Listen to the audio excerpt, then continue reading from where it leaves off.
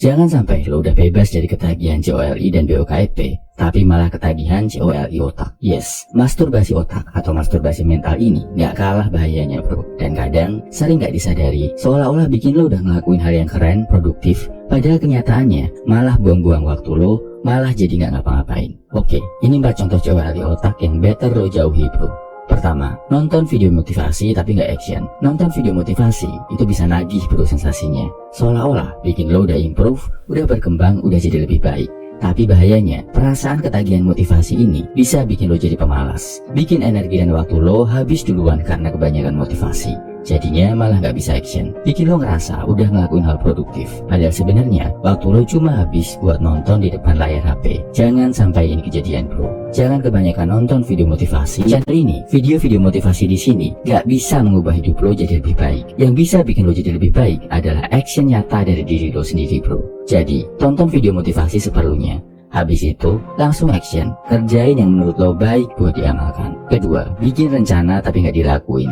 Bikin rencana, resolusi, roadmap, atau jadwal itu memang asyik. Karena dengan ngebikin dan ngeliatnya aja, udah bikin lo seolah-olah sedang berjuang. Minggu depan bakal ngelakuin olahraga A, B, C, terus belajar D, E, F. Habis itu ngerjain X, Y, Z. Lo bikin rencana seharian udah jadi, tapi habis itu nggak ada yang dilakuin. Udah gitu, kadang lo harus ngumpulin energi dulu, bukan buat action, tapi ngumpulin energi buat bikin rencana. Ada juga yang karena bikin rencananya terlalu detail, akhirnya jadi overthinking, jadi malas, takut, bahkan nyerah duluan. Alhasil, hal baik yang harusnya lo lakuin cuma berakhir di tahap perencanaan. Dan akhirnya, gak ada perubahan dalam hidup lo. Jadi, jangan kelamaan, jangan kejauhan bro bikin rencana. Rencana gak usah terlalu sempurna, gak usah terlalu jauh. Fokuskan energi lo buat ngelakuin action, bukan buat overthinking.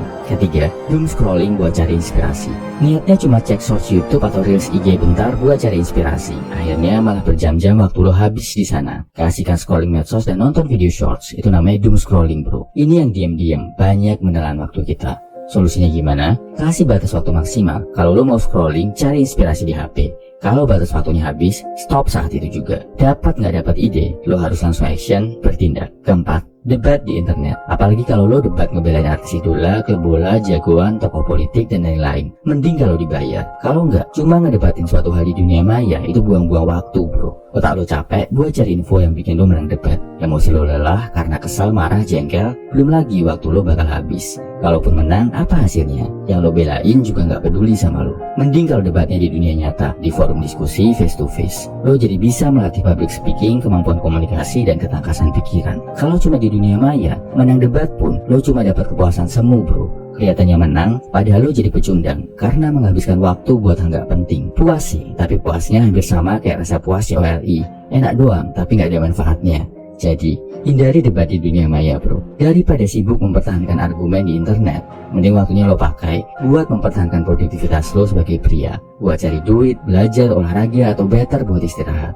Manfaatnya lebih nyata bro. Kesimpulannya, jangan sampai lo terjebak 4 aktivitas COLI otak yang bikin lo ngerasa produktif, padahal sebenarnya nggak ada efeknya buat lo. Pertama, kebanyakan nonton motivasi tanpa ada action. Kedua, kelamaan bikin rencana tanpa ada eksekusi. Ketiga, doom scrolling, ngabisin waktu buat scroll medsos dan video shorts. Keempat, debat di dunia maya. Share juga di kolom komentar bro. Aktivitas apa yang kelihatannya produktif, tapi sebenarnya cuma buang-buang waktu. Semangat bro.